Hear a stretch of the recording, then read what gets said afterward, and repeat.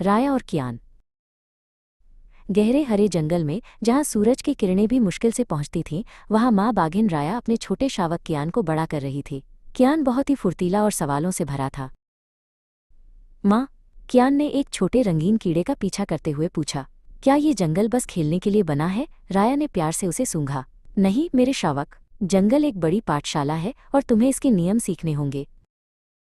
पहला नियम था चुपके से चलना। राया ने कियान को सिखाया कि कैसे पत्तों और सूखी टहनियों पर बिना आवाज किए चलना है। शिकार के लिए नहीं कियान, राया ने फुसफुसाया, बल्कि जंगल को सुनने और समझने के लिए। कियान बहुत कोशिश करता, पर कभी कड़क की आवाज आ जाती तो कभी उसकी पूंछ एक पौधे से टकरा जाती। राया बस मुस्कुरा देती। जंगल तुम्हें सब्र सिखाता है, उन्होंने कहा, और हर कड़क से तुम एक नई बात सीखते हो। अगली सुबह कियान को एक छोटी ठंडी नदी दिखाई दी। पानी में कुछ चांदी जैसी चीजें तेजी से तैर रही थीं। ये क्या है माँ?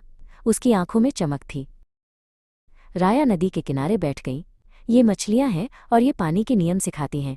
नदी हमेशा बहती है, तुम्हें उसके बहाव को समझना होगा। कियान ने पानी में हाथ डालने की कोशिश की, पर मछलियां पल भर में गायब हो गईं। मैंने कुछ नहीं पकड़ा। कियान उदास हो गया।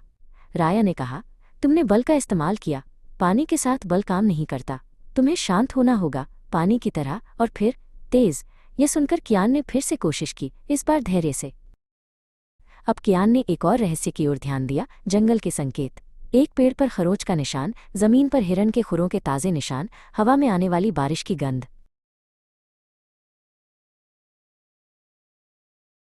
राया ने समझाया, जंगल एक बड़ी किताब है कियान। हर पत्ता, हर गंध, हर निशान एक कहानी कहता है। तुम्हें पढ़ना सीखना होगा। कियान ने ध्यान से एक ताजे पतचिन्ह को देखा। ये पतचिन्ह उसे किसी छिपी हुई यात्रा का पता बता रहा था। दिन जंगल की छाया में खेलते और सीखते हुए बीतते रहे। कियान अभी भी फुर्तीला और उत्सुक था, पर अब वो जानता था कि जंगल केवल खेलने की जगह नहीं, बल्कि एक अद्भुत और सम्मानजनक जगह है। वो अब चुपके से चलना और शांत रहना जानता था, क्योंकि वो अपनी माँ की पाठशाला का सबसे जिज्ञासु छात्र था।